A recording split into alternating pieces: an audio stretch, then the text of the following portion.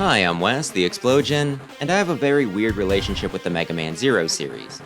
When it comes to story and character designs, it's pretty top-notch, but for actual gameplay, it feels amazing when you get it down and are in the zone, but there always seems to be more banging my head against the wall compared to these brief highs. I tell myself that I'm not a masochist, yet I continually subject myself to Inti Creates sadism and ask for more. It leads to me questioning a lot of things about myself, so what is it about these games that I find so attractive despite the constant punishment? Are the games unfair garbage that I just don't have enough self-respect and preservation to avoid? Or is there something special here that's worth playing around with? Let's give the series a look, starting with Mega Man Zero, no number attached to the end. Well, outside of the main character's name. So the basic premise is that there's an energy crisis and an evil copy of X. He's wiping out all extraneous Reploids in order to preserve the quality of living for humans in the city of New Arcadia, and the persecuted Reploids band together in a group called the Resistance. Ciel is a human that sympathizes with their plight and serves as a sort of leader for the group. She awakens the long-dormant Zero and enlists his help while she works to develop an alternative energy source to end the conflict. Zero himself can't seem to remember much, though the name X sounds familiar to him and he regains his combat skills pretty quick. There's a good bit more to it, but if I were to go into more depth, it probably warrant its own video, so that's the gist and we'll leave it at that for now. Zero can jump, dash, and wall climb, but most importantly, he gets 4 weapons in this one: the Z-Saber, Buster, Triple Rod, and Shield Boomerang. And each of these weapons can be leveled up by landing enough hits with them to add on extra abilities.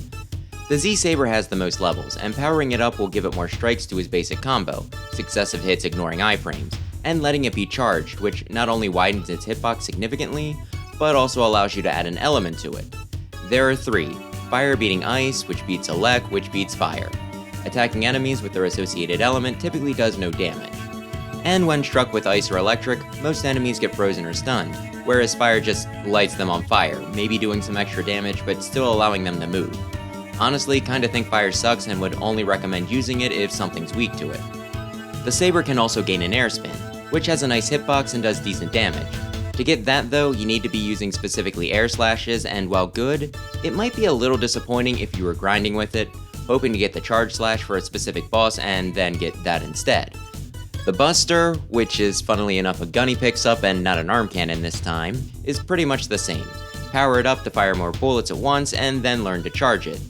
Anyone who's played Mega Man before should be familiar with how it works, but even though it's simple, the value of range cannot be understated.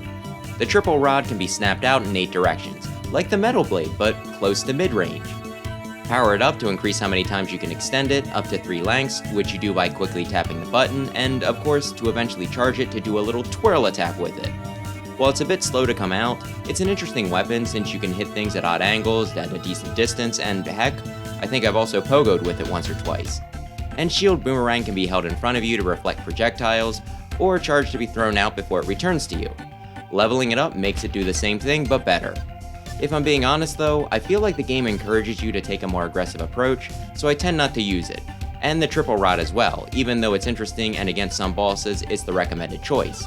With the need to grind your weapons up, I tend to just use primarily the Z-Saber with the Buster as a backup.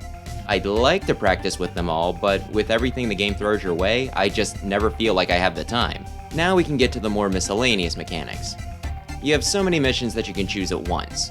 Beating one will open up another in that same area until you get to the end of the chain. If you die, you can choose to retry at the cost of a continue, give up, or reload a game. If you give up, that mission will no longer be available and you'll miss out on not only any rewards that you get from it, but possibly some of the following missions as well. Retry and, like I said, you eat up a continue. Use all your continues and you don't get your typical game over, you only get the options to give up or reload. And some story missions can't be skipped, so you need to reload and beat it with the lives you had the last time you saved. This is certainly a choice. It makes you consider when to spend a life, when to restart, where you might be able to find some extra continues, and maybe even if it's worth passing on a stage. And hey, if you're some sort of crazy speedrunner, maybe you go so far as to just immediately SD on optional missions to get yourself to the final levels as quick as possible. I'll have some deeper thoughts on this a bit later. After each stage, you're graded based on your performance. I did a whole video on this if you're interested. The gist is that the better you do, the better your score, and your letter rank is based on your average, not just your last report card. As for power-ups, there's Cyber Elves. Some you get as enemy drops, Typically each boss has one, and some random stage enemies will drop them as well, and there are several boxes hidden throughout the stages that you can slash open to claim one. Some provide one-time boost, like refilling a bit of health, while others are permanent, increasing your max health, granting sub-tanks, getting rid of knockback, or providing support like interfering with enemies. Not all of them have great descriptions though, so you might want to look up specifics. They have a few caveats as well. While the basic ones can just be used, the more powerful elves need to be evolved by feeding them energy crystals, this game's currency, meaning that that's another thing to grind for. You can only carry up to 3 at once, so you need to plan ahead. And most significantly, each is a one-use, which the game makes clear is because they die when you use them. Thus, if you're the type to hoard your resources, you probably won't use them, though I guess it doesn't matter for things like increasing your max health. And if you're the type to empathize with video game characters, especially cute ones that you raised up from an infant, again, you probably won't use them. You also get docked points on your score, so I'd say the game largely discourages you from using your power-ups. Another odd choice. There's also a hub area, the Resistance Base. Here you can save, load, talk to Servu at certain points in the game to get the triple rod and boomerang shield, warp to previous areas to claim anything you missed, or just grind up experience and energy crystals. You can also talk to some members of the Resistance, either to get some flavor text, a little bit of extra lore, or a few will request energy crystals, which the reward for that is just Cyber Elves. But since I don't use those anyway, I typically don't bother with this. A bit of a shame since I do like the writing in these games, but when I'm streaming, I tend not to want to subject my audience to extra bits of text boxes. And the game just kind of instilling a go mentality, it's just something I typically don't consider even when playing on my own. This game's got some weird motivation methods. And just because I somehow missed this option previously and spent the whole playthrough complaining, you can map your buttons. You get 2 defaults, with the third option being custom. I recommend doing this immediately and setting the control type to B, since it gives you access to 2 weapons at once, allowing you to charge both at the same time as well. I'm so stupid. While the game has quite a few missions, well over a dozen, most of them see you running through the same 5 areas multiple times, though sometimes different sections of it. The abandoned lab is a pretty straight shot in the intro and return trip, though the second time does give you an escape sequence. The desert probably has the biggest area, sand dunes and ruins up top, with a hidden lake and base underneath. You trekking to the left for 2, then freeing prisoners underground for 1, and finding a hidden room the next. There's a few missions that take place in and above the Resistance base, though they tend to be pretty straightforward affairs, maybe even just a boss fight. The subway has you moving through tunnels and on top of a train, then coming back to explore a different path that leads to the open air above. And then there's the factory, which is the worst.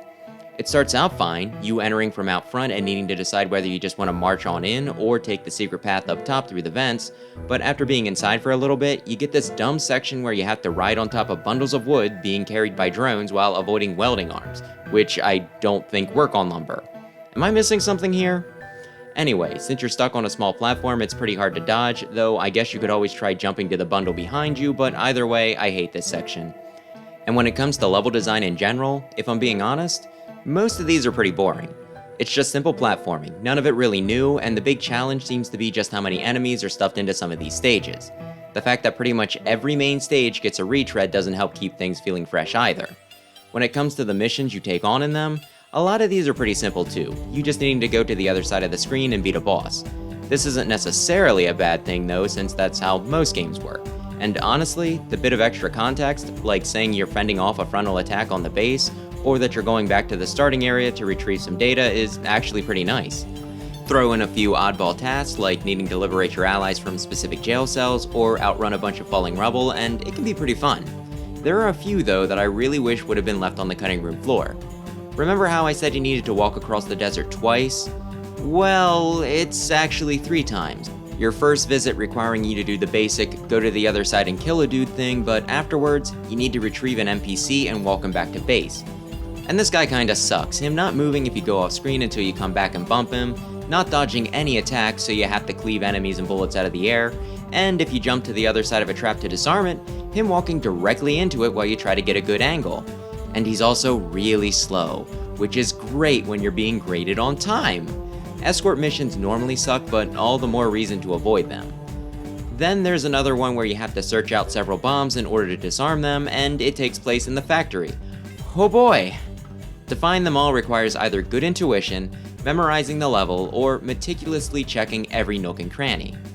And you're timed, so that last option really isn't an option unless you want to sack a few lives to scout things out. Even still though, you have to contend with riding the drones again, and sometimes, with some of the places you have to crawl up into, it can be kinda hard to see when one's in a position for you to drop back down on. Not only that, but this is the only mission that starts you off with the boss, then has you complete the rest of the stage, so restarting can really hurt here. Ask people what mission's the worst, and most will probably cite this one. Then of course there's the final set of levels, Neo Arcadia, each of which is unique, and these are easily the most interesting. The first has 3 boss fights, which always feels like a lot of bang for your buck, and are broken up first by enemies and traps, then moving platforms, and finally disappearing blocks that also shoot you? Seems a little much, but I guess that's Inti Creates for ya. Then you get an elevator level that swaps to moving platforms with spike-lined walls, then finally pain platforms with more spiked walls.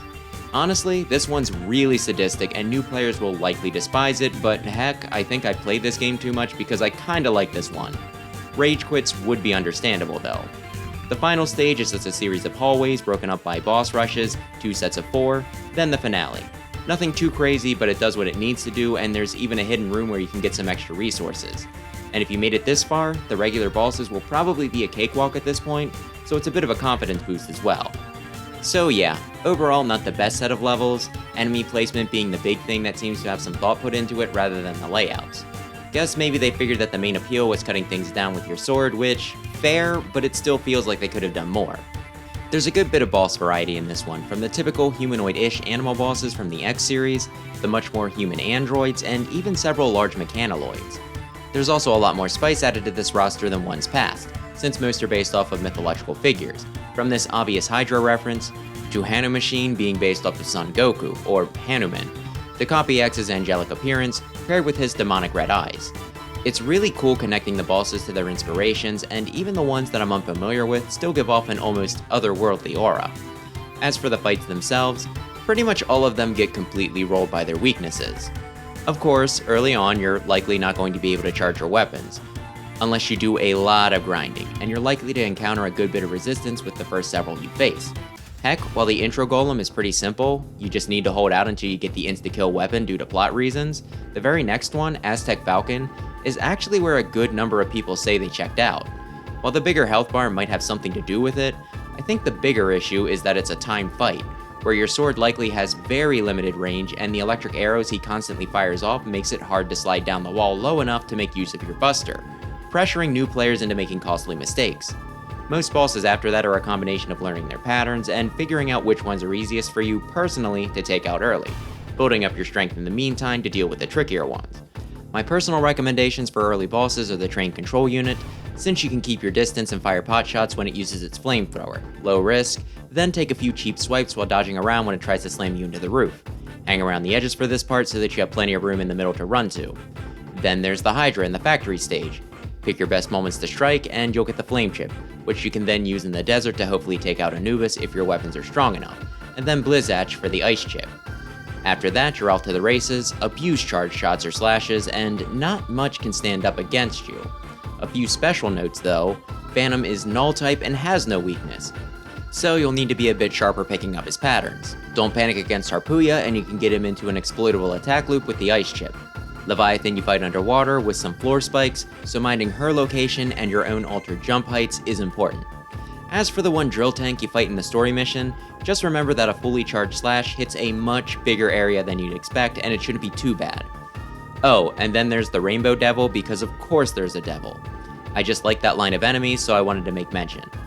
That's the long and short of it. If you want a deeper look at anyone specific, let me know and I can maybe do a follow-up on them and also their mission.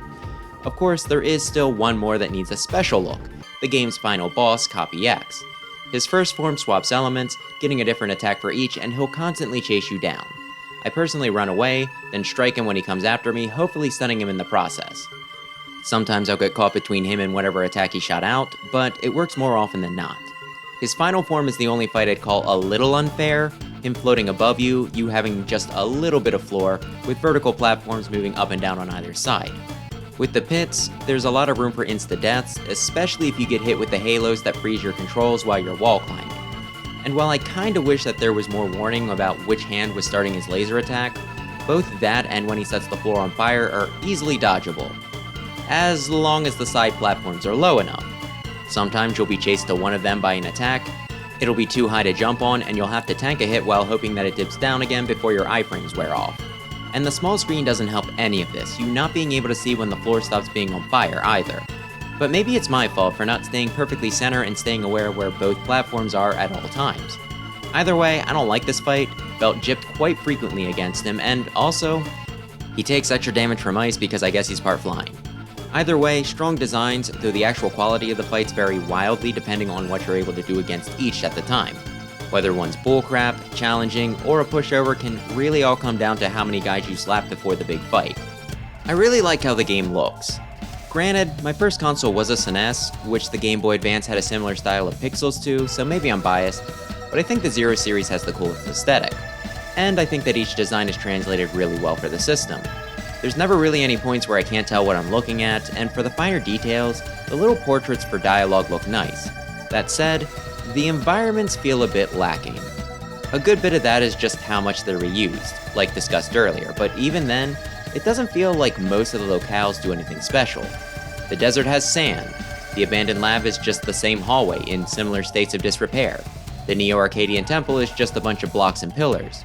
While I'd say the factory area is probably the most interesting to look at, with all it has going on, that stage sucks, so I'm not gonna be too nice. Looking back at things, there are some really nice details in the background, but I guess between the repetition and the fact that most of them are some combination of industrial and ruin just kinda make me forget about some of the finer stuff and think of it as dystopian future number 46. It's funny, because while the NES games had much simpler locations, I remember them a whole lot more. While the music isn't bad, it is really moody. Or maybe I should say, anxiety-inducing. If you're expecting the typical rocking Rockman affair, you'll likely be disappointed since the track that fits that feel the most is Zero's theme, which was borrowed from the original Mega Man X. I mean, I guess there's one or two tracks besides that that are a little high energy, mainly Resistance, Express UG, and the first Neo Arcadia stage, but for the most part, the stakes are high, the gameplay is hard, and not even the music will allow you to feel a moment of peace or accomplishment. You need to be stressed out the entire time. X the Legend, which plays when you encounter either one of the 4 Guardians or Copy X himself, just gives you the impression that you're being looked down on.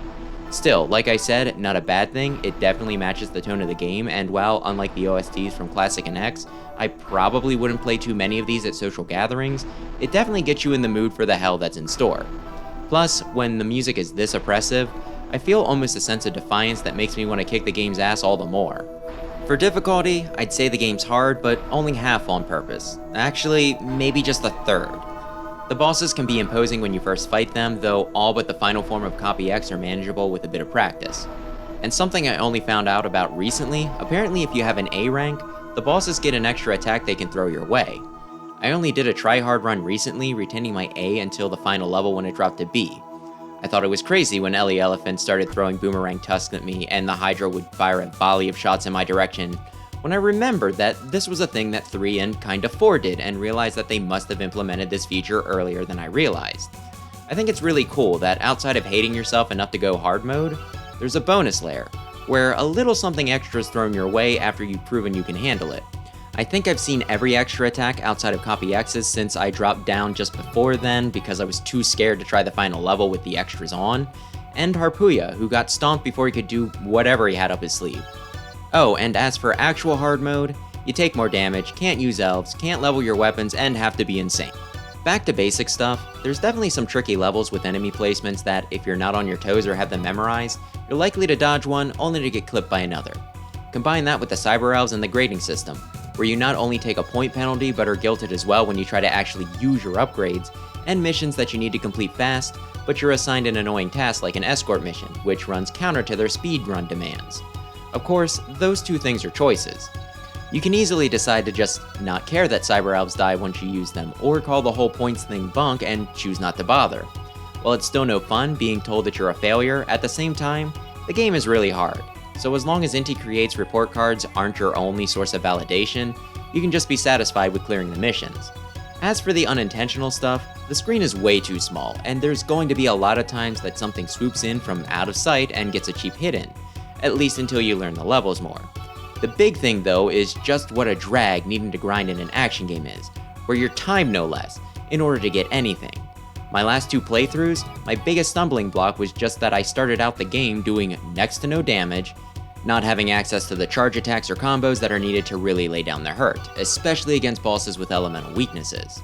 Ones that I could kill no damage taken during the boss rush were hard since I couldn't stun them with heavier hits, needed to get closer to them since my attacks didn't have the bigger hit boxes, and just not being able to do more than a few ticks of damage per hit.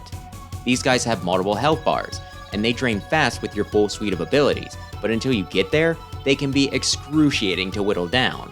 As for Cyber Elves, a lot of them require a good deal of energy crystals to power up. During early runs, when I actually felt that I needed to use them, I remember getting to endgame, wanting to use one of the ones that either increased max health or gave a sub-tank and just not having the cash for it. After not using it on anything else for the entire game. Needing to reset missions pretty often probably didn't help, but we'll get to that in a minute. My honest suggestion, if you're playing this one for the first time, after beating Aztec Falcon, go back to the surface. Find one of those regenerating towers to be your punching bag until you can charge at least 2 of your weapons, and if you need Cyber Elves, find a spot in the same area where it's easy to respawn enemies to farm. But again, given the genre, I imagine that not only will most people not expect to have to do this, but many probably won't want to either. This game is also just so damn unwelcoming. In addition to everything else I mentioned, there's no proper stage select. You get a list of missions, a vague description when you click on one, but unless you're already pretty familiar with the game, you'll likely have no idea what you'll be going up against at the end of the stage. Then there's just the bullcrap when it comes to continues. You start out with just a few, and you can find a few more, holding up to 9 throughout the game, but if you run out, that's just it for you. You can't just game over and try again from the start of a stage. If you have no more, you either need to give up on the mission and miss out on any rewards, which would be devastating if it was one of the elemental chips, or if it's an unskippable story mission, you need to just reload your file. While I understand both sides of the "are lives necessary" debate, this takes things so far that I don't understand how anyone could justify it, especially since I feel one of the core tenets of Mega Man is trying a stage again and again until you get it down, not limiting your chances to do so.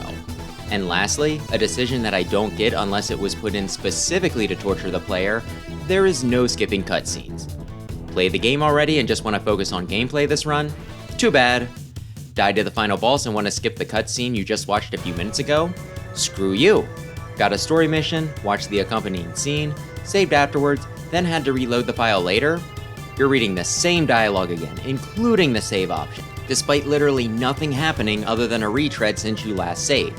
While it might seem weird to include the unskippable cutscenes with difficulty, it is such an unnecessary and anti-player decision that I could see an already struggling player drop the title because of this little extra bit of frustration.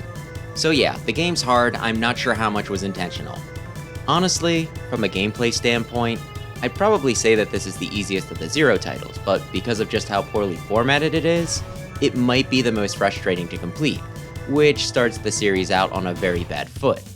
As much as I love the games, it's very hard to recommend just because of this. And while it'd be easy to just tell someone to skip Mega Man 1 and go right to 2, given how story-focused Mega Man Zero is, it's hard to do that here. Even the Battle Network games were less of a problem with this, me starting with 3 and jumping around, but each game being able to be played standalone, with them typically getting you up to speed with any important connecting bits. I'll admit to feeling a bit left out when Mr. Match and then Sean showed up, but otherwise, pretty much everything clicked. Here though, with how tightly connected the stories are, each game going directly into the next, it's a bit harder to tell someone to just go right into 03, since that's the good one. The brief recaps just don't feel like enough. Guess that's an extra layer of difficulty. Luckily, these days we do have a few options. First are the casual mode, which fully upgrades you right from the get-go, and Save Assist, which grants a generous amount of reloadable checkpoints, included in the Legacy Collection. While a few of the frustrations will still be there, like the unskippable cutscenes and being told you're garbage, it should give most players enough wiggle room to see the credits. At least I think. Maybe I should find someone to test this theory on. The other is just YouTube. Watch a playthrough, watch a summary, watch a 3-hour-long explanation. You can get up to speed without actually having to play the game. But my gosh, trying to beat this back in the day was a nightmare. I only had a cartridge for the first title, and there was probably a reason I never saved up my allowance for the rest. I guess what I'm saying is that this is a recommendation, but only because we reached the 2020s. That's my take, but what about you? Have you played this, beaten it, rage quit? Am I overselling its difficulty, and can you justify any of those really questionable decisions, like the live system and the cutscenes? Really do feel like this is an example of first game syndrome. That'll do it for this week, so thanks as always for watching, and maybe consider subscribing if you're into Mega Man. Hell's Gate open.